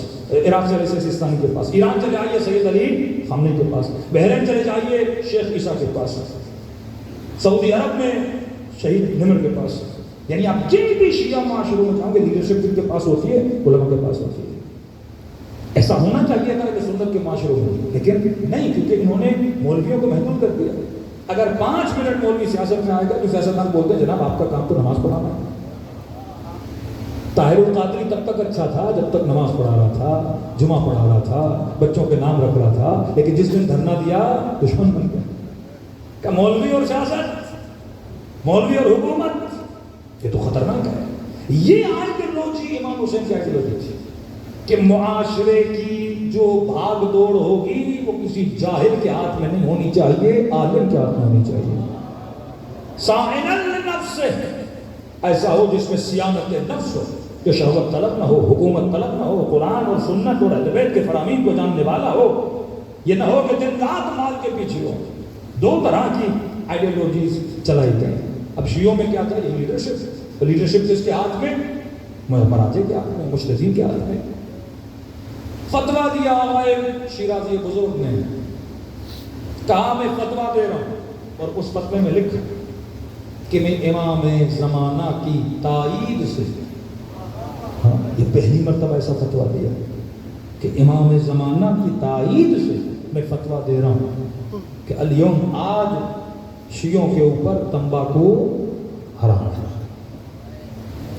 اچھا، پہلے جو اخباری اور اصولی شیعہ ہیں نا، ان میں بڑی بحث چلتی ہے۔ جب آپ حوضوں میں جائیں گے تو تمباکو حلال ہے یا حرام ہے؟ اخباری کہتے ہیں حرام ہے، برات کے قائل ہے۔ اصولی احتیاط کے قائل ہے کہ جس چیز کے بارے میں معصوم کا کوئی حکم نہیں تو ہم اسے انجام دے سکتے ہیں۔ اخباری لوگ کہتے ہیں نہیں، جس چیز کے بارے میں معصوم نے کچھ نہیں کہا وہ ہم احتیاطاً انجام نہیں دیں گے۔ تو اصولین تو تمباکو تھا، ان میں گھروں میں بوڑھی بوڑھیاں حکا لگا کے پیتی تھیں اور ہر بندہ عام تھا۔ فتویٰ آیا کہ تمباکو حرام ہے۔ اب اتنی بڑی فیکٹری، ملینز کی انڈسٹری، رپورٹ آ کے شاہ کے پاس، جناب دکانوں پہ کوئی نہ سگریٹ لے رہا ہے نہ حکے کے لیے تمباکو لے رہا ہے۔ یہ پریشان، فور دا فرسٹ ٹائم انہوں نے لیڈرشپ کا پاور دیکھا کہ اتنی پاورفل ہے شیعوں کے اندر، اطاعت اتنی ہے کہ اگر امام پردہ غیب میں ہے اور امام کے بعد اگر اطاعت کرتے ہیں تو نائب امام کی اطاعت کرتے ہیں۔ تو شاہ اپنے وزیر پہ غصہ ہو گیا کہ میں بادشاہ ہوں، میں کہہ رہا ہوں خریدیں، یہ مولوی کون ہوتا ہے روکنے والا؟ تو وزیر نے کہا کہ شاہ صاحب آپ کو لوگوں کی بات کرتے ہیں، میرے گھر میں میری امی نے حکا توڑ دیا،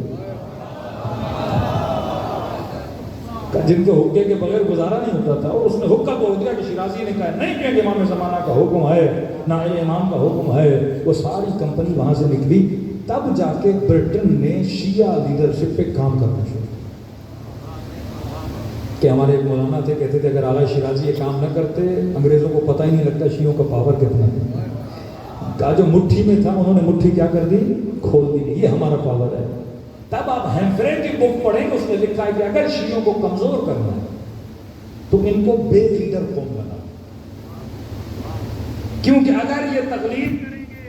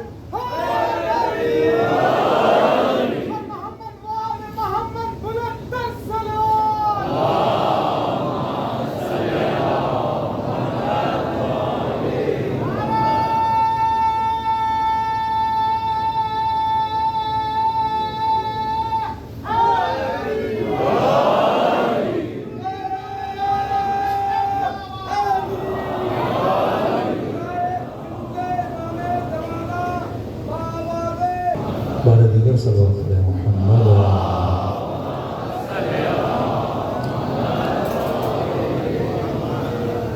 بعض لوگوں کو یہ ٹوپک اچھے نہیں لگتے، لاؤڈ بھی شاید برا مانگا. صلوات علی محمد.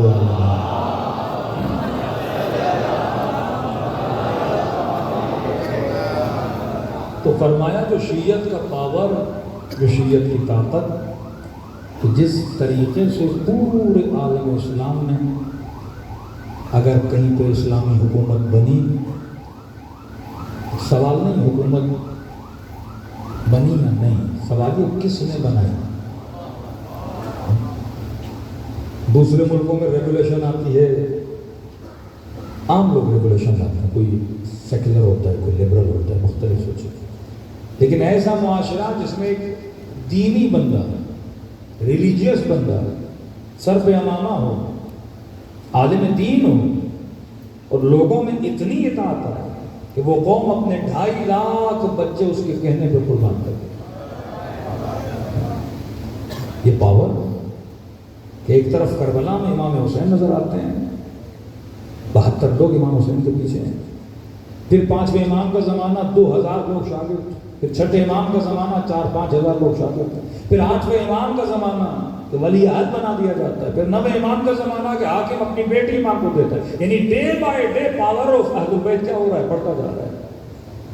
پھر امام پردہ غیب میں ہیں، امام کے نمائندوں کے پاس اتنا پاور آتا ہے وہ ایک حکومت کو کیا کر دیتے ہیں، کھڑا کر دیتے ہیں.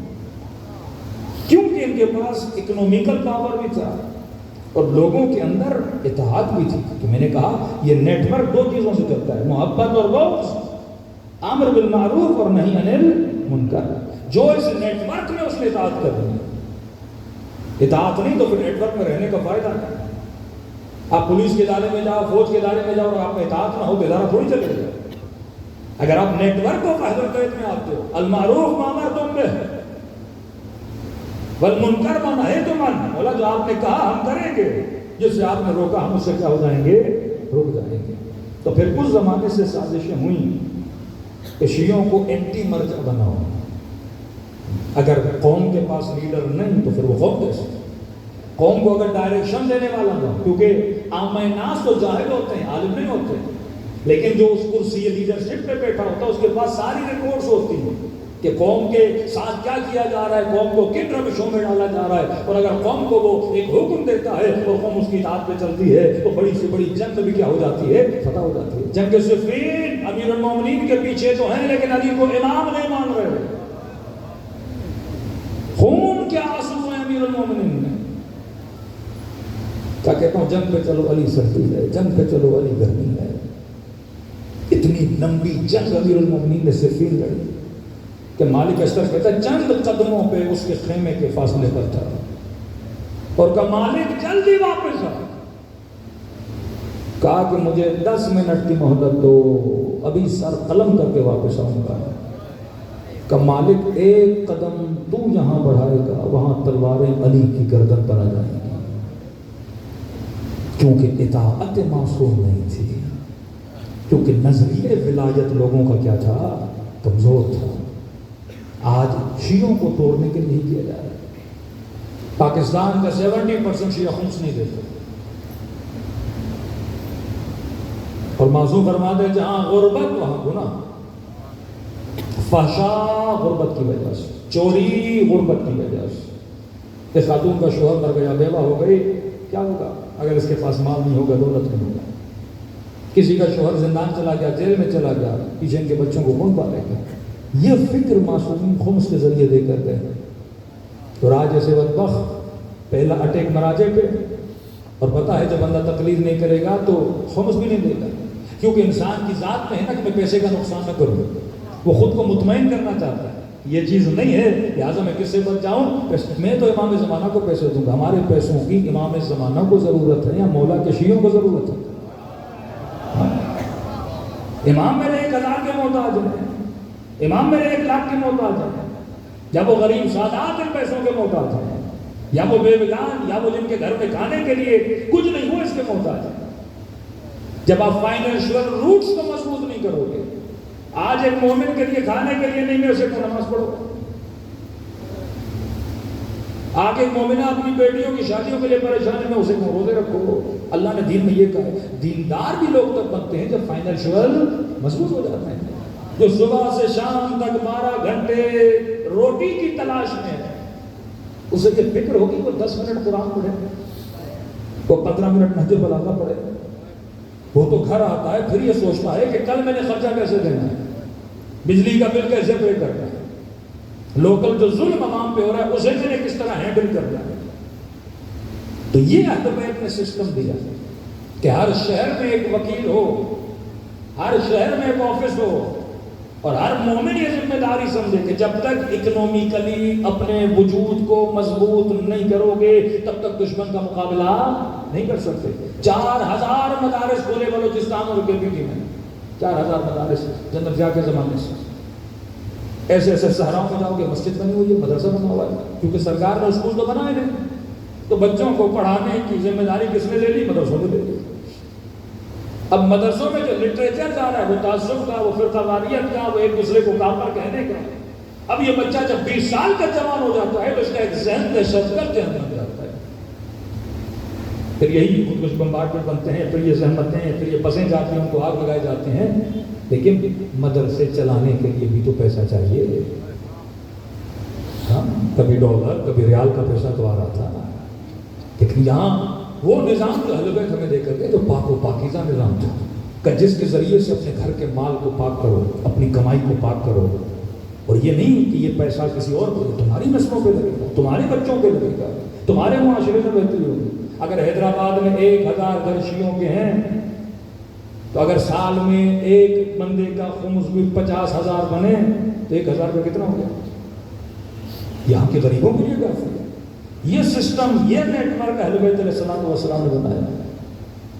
آج غربت کی وجہ سے عزت پامال ہو رہی ہے، آج فقر و فاقہ کی وجہ سے آپ کے مدرسے نہیں چل رہے کیونکہ کوئی خمس نہیں نکالتا، آپ کے مراکز نہیں چلتے، لیکن وہاں چلے جائیے جو آپ کے منکرین اور آپ کے دشمن ہیں کس طرح مدرسے چل رہے ہیں۔ یہ نظام ہم اس نظام کے اگینسٹ چلے۔ کچھ اعتراضات ہیں جو کر رہے ہیں، آج وقت میں گنجائش نہیں ہے، میں کل بیان کروں گا۔ ایک کیریکٹر ہے شمس بن ربیع، کہ لوگ اعتراض کرتے ہیں کہ جناب ہم خمس اس لیے نہیں دیتے کیونکہ وکیل پیسہ کھا جاتے ہیں۔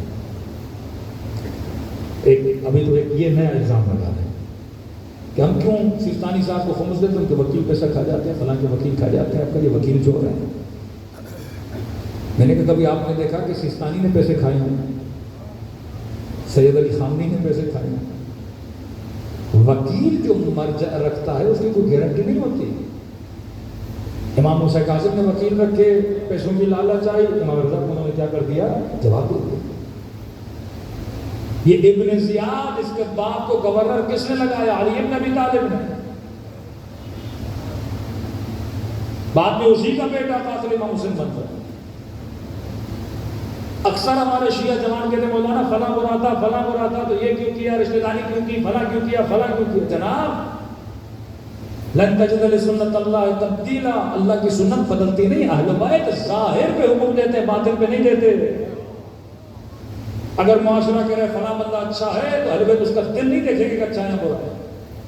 ابن ملجم کا واقعہ امیر فرماتے ہیں تو میرا قاتل بنے گا، کالی میں اور قاتل یہ لے تلوار میرا سر قلم کر دیں، فرمایا نہیں، علی مجرم کو جرم سے پہلے سزا نہیں دیتا۔ یہی شبس بن ربیع جنگ غالب المہربان میں امیر المومنین کا علم بردار ہے، اور یہی نہیں کربلا میں یزید کا علم بردار ہے۔ عجیب عجیب کریکٹر آپ کو نظر آئیں گے۔ بعض ایسی شخصیات کے نام نہیں لیتے، امام حسن کو کہتے تھے یا مذل المومنین علی علیہ السلام، مولا گزرتے تھے نا کہتے تھے مومنوں کو ذلیل کرنے والا امام، مولا چپ کر کے چلے جائے۔ یہی بعد میں مارے گئے اور آج ہم ان کو شہید بھی مانتے ہیں۔ ابتدا الگ ہے، انتہا الگ ہے۔ مولا علی کسی کا ایکس رے کر کے تو اسے نہیں دیتے، مولا کہتے ہیں ظاہر میں بندہ اچھا ہے اور اس دن اچھا ہے، لالچ بعد میں آتے ہیں۔ آج آپ بہت اچھے ہیں، آگے لگ لالچ ہو جاتی ہے، تو فیصلہ اسی دن کے حساب سے کیا جاتا ہے۔ اگر کوئی کسی مرجع کے پاس جاتا ہے کہ میں آپ کی طرف سے وکیل بننا چاہتا ہوں، فنڈز جمع کرتا ہوں، تو وہ اس وقت اس کی تقویٰ اور پرہیزگاری کو دیکھ کے کیا کرتے ہیں؟ فیصلہ کرتے ہیں۔ چار لوگ برے بھی اس میں نکل آتے ہیں۔ یہ سسٹم جو اہل بیت نے بنایا شیعت کی مضبوطی کے لیے، واللہ آج آپ دیکھ لیجئے خدا نے کتنی عزت دی ہے مکتب اہل بیت والوں کو، کہ آج دشمن کے مقابلے میں آپ کھڑے ہیں۔ آج جن کو دنیا سپر پاور، ہماری نگاہوں میں تو سپر پاور خدا ہے، اس کے علاوہ کوئی سپر پاور نہیں ہے اللہ کے علاوہ، لیکن یہ جو دنیاوی لوگ ہیں کچھ حکومتوں کو سپر پاور بولتے ہیں، وہ سپر پاور بھی اگر کسی کا نام سن کے کانپ جاتا ہے، اگر گھبراہٹ ہوتی ہے ان کو، تو وہ کسی اور سے نہیں ڈرتے، وہ علی ولی اللہ ماننے والوں سے ڈرتے ہیں۔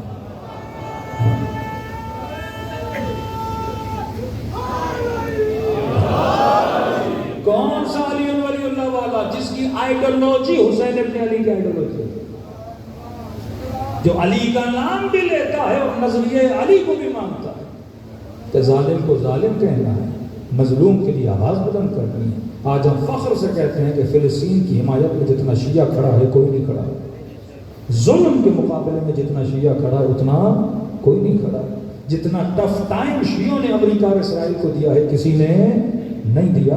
یہ بہادری، یہ جرت ہے کہ ایک مرتبہ خیبر سنو، خیبر سمجھو، پھر خیبر شکن جیسے بنو۔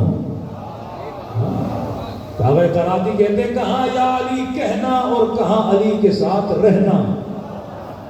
یا علی کہنا آسان ہے لیکن علی جیسی زندگی گزارنا بڑا مشکل ہے۔ یا حسین کہنا آسان ہے لیکن حسینی بن کے دکھانا یہ بڑا مشکل ہے۔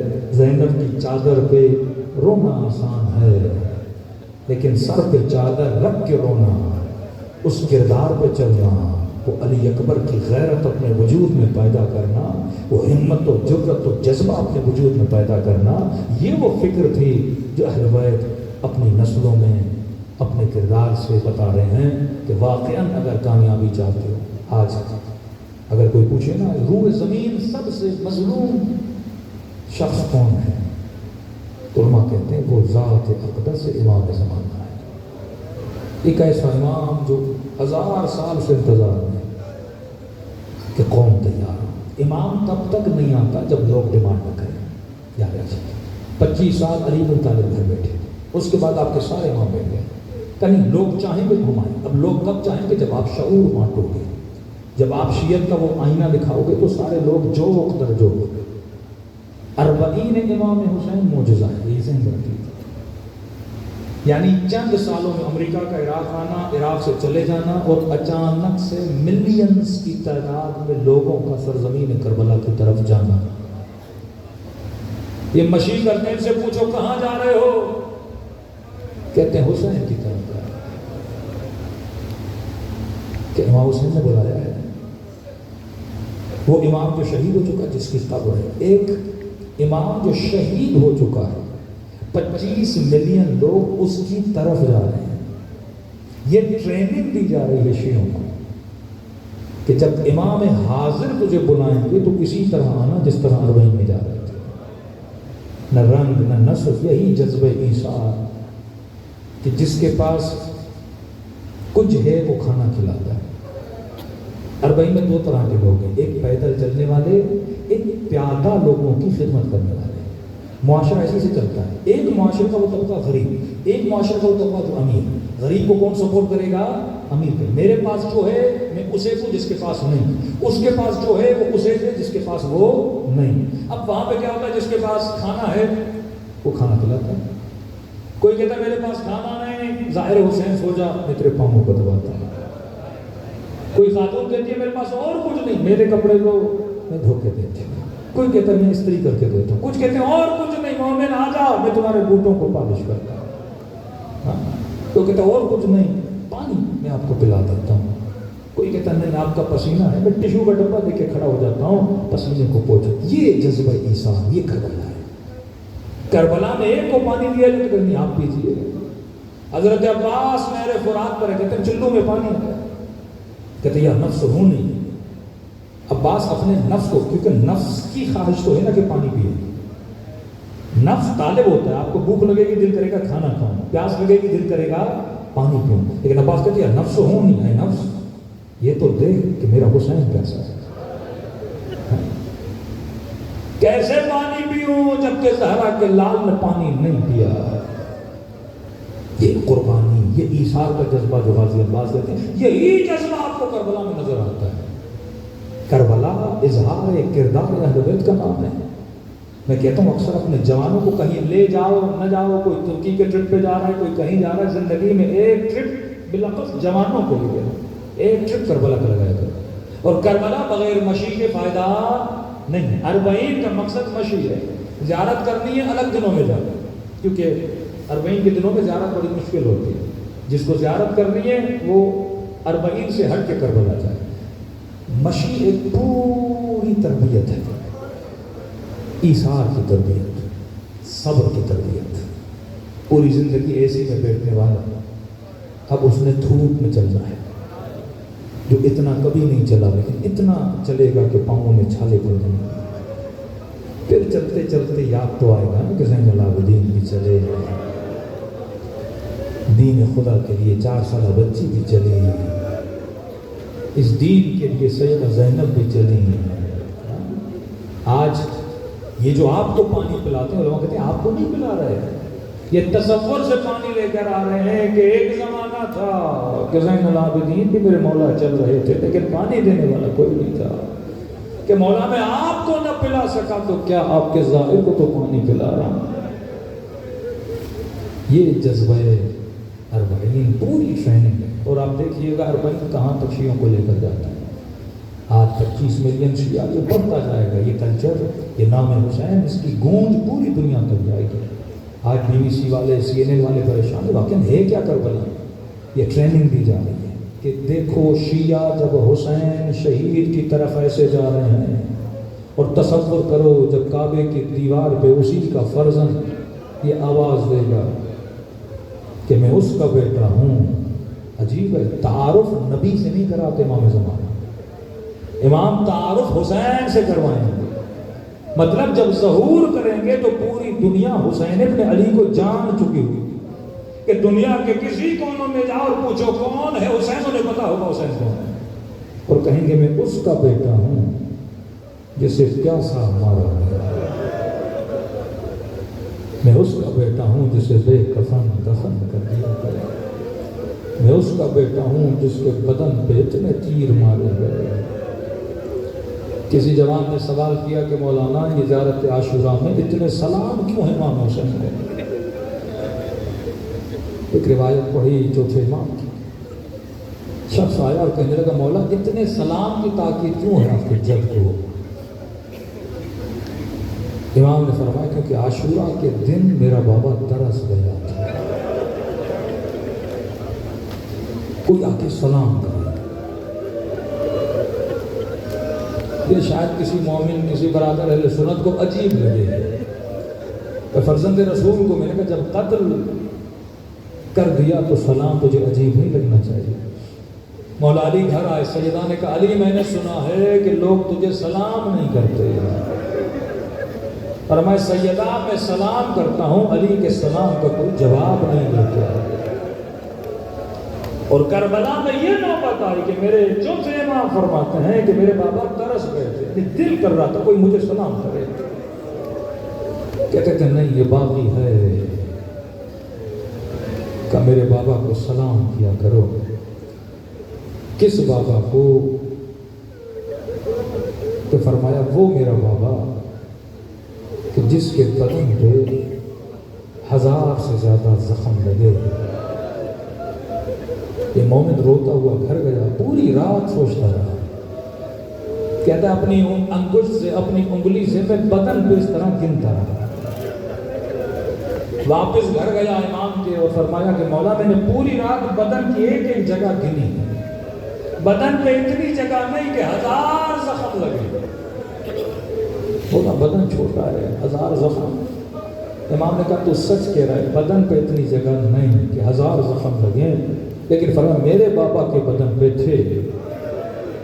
کہ مولا جب جگہ نہیں تو زخم کہاں سے آیا؟ رو کر کہا ربحن علی ربح, ایک زخم کے اوپر دوسرا زخم تھا. جہاں کسی نے تیر مارا وہیں پہ کسی غنی نے پتھر مارا, وہیں پہ کسی نے نیزہ مارا. یہ وہ حسین ہے جس نے امت کو بیدار کرنے کے لیے اپنا گھرانہ لٹا دیا. اور دل حسین تب خوش ہوگا جب وہ کرو جو حسین ابن علی چاہتے تھے. دلوں کو کربلا کی طرف روانہ کریں, ایسے سلام کریں جیسے سیدہ زینب نے سلام کیا. السلام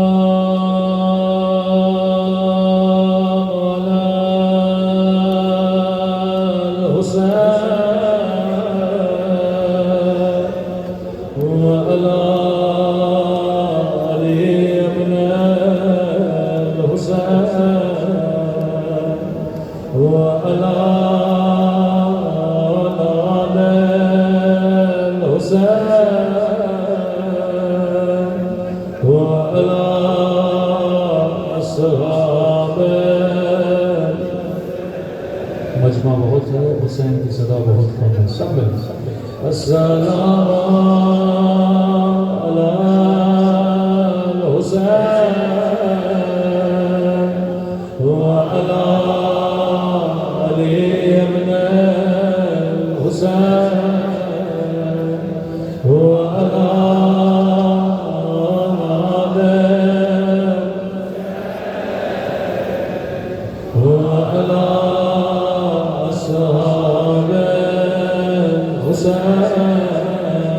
سب مل کے السلام علی حسین وعلی علی ابن. شرما کا نہیں, فخر سے مولا کے نام کو بلا.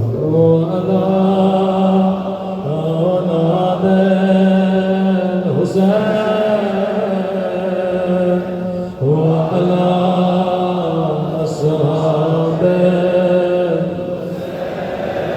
سب مل کے سلام حسین وعلی علی ابن وعلی حسین وعلی اصحاب. میرا سلام ہو زینب کی اسیر پہ,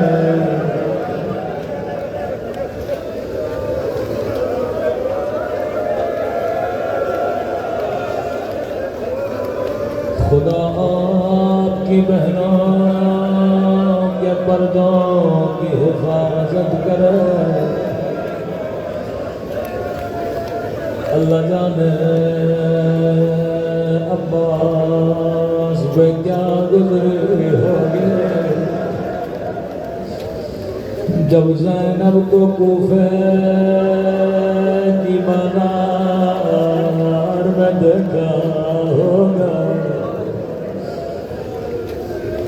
کہتے ہیں جب قافلہ بازار میں پہنچا تھا, زینب بڑی حسرت سے عباس کی کٹی ہوئی گردن کو دیکھ رہے تھے،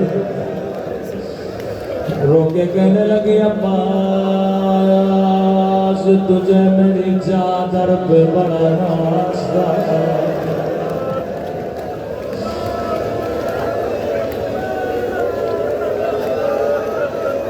ایک مومن کے خواب میں امام زمانہ فرمائے مومن جب آنکھوں میں آنسو سب سے پہلے میرے ظہور کی دعا کیا کرو۔ کہنے لگا مولا جب دعا کرو اللہ کو کون سا واسطہ دوں؟ فرمایا اللہ کبھی تو واسطہ رد نہیں کرتا، ایک خدا کو میری پٹھی زینب کا واسطہ دیا کرو، دوسرا خدا کو میری سکینہ کا واسطہ دیا کرو۔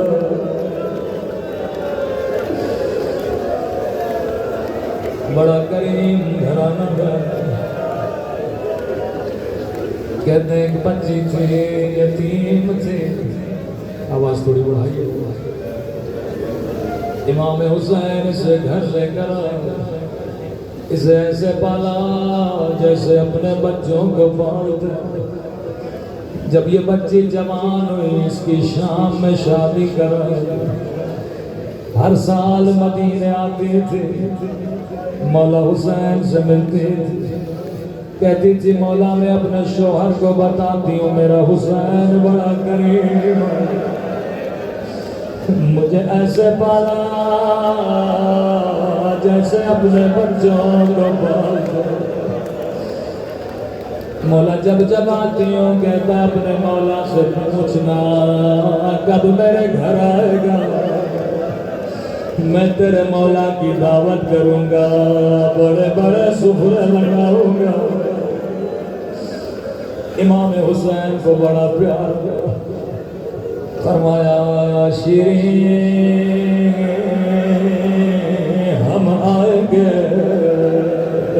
لیکن تو پہچان نہ سکو گے۔ اتنا کہنا تھا شیرین اپنی جگہ سے کھڑی ہو گئے، کہنے لگی مولا ان آنکھوں کو نکال دو جو اپنے مولا کو پہچانے۔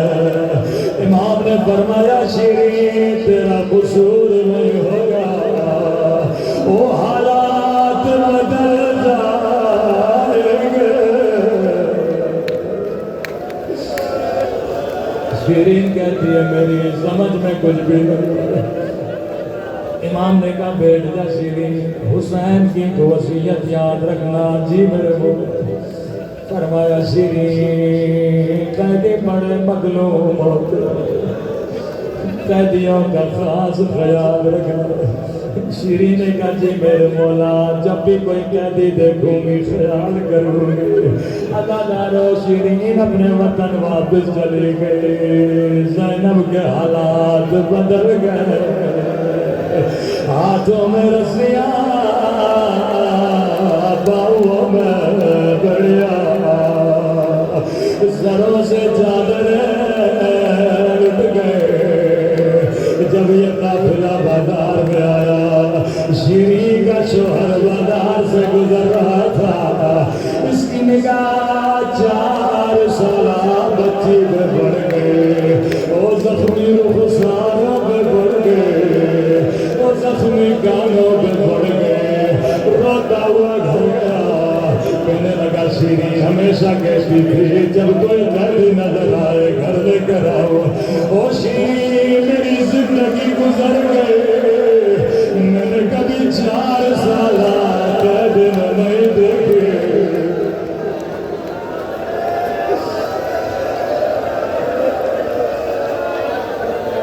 شیرین بڑے مظلوم قیدی، اگر اجازت دو گھر لے کر آؤ۔ مومنہ نے کہا جلدی لے کر آؤ میرے مولا کی وصیت ہے۔ شیرین نے جلدی جلدی سے سفرے لگانا شروع کیا۔ یہاں سیدہ کا قافلہ شیرین کے گھر میں آیا، قیامت کا منظر تھا، وہ جسے زینب نے حجاب سکھایا، اس کے سر پہ چادر موجود، لیکن علی کی بیٹی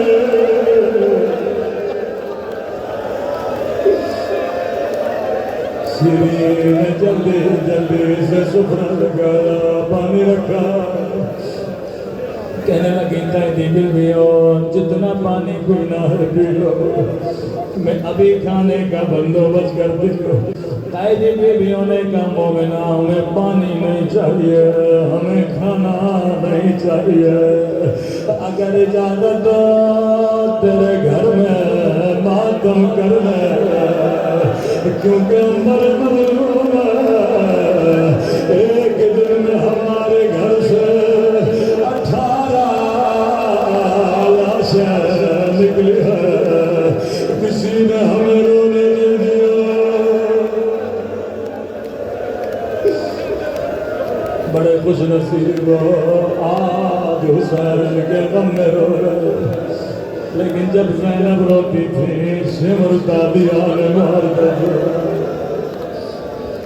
کہنے لگی قیدی بیویوں میں کیوں روکوں، جتنا رونا ہے رو لو، میں تجھے نہیں روکوں گی۔ اجازت کا ملنا تھا، قیدی بیویوں نے حلقہ بنایا، ایک مرتبہ قیدی بیوی اٹھی، بڑا درد بھرا بہن کیا، رو کے کہنے لگی اے علی اکبر کے پیاسے بابا،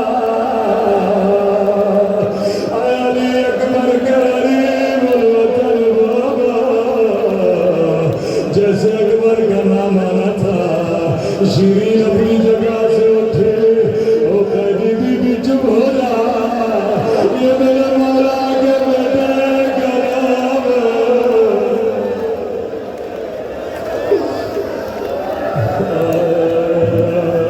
اکبر کا نام نہ لے۔ قیدی بیویاں بیٹھ گئی، مومنہ تیرا گھر، اجازت نہیں تم ماتم نہیں کرے گی، نہیں قیدی بیویوں تمہارا دل دکھانا نہیں چاہتی، لیکن یہ نام نہ لے، اللہ اکبر پہ میرے بچے قربان کر دے، اگر تیرے مقتول کی کوئی بیٹی ہے اس کا نام لے کے بیان کرو، کہاں بیٹی کا نام آنا تھا، پھر سے کوئی قیدی بیوی اٹھی، بڑا درد بھرا بہن کیا، رو کے گائے سکینہ کے پیاسے بابا،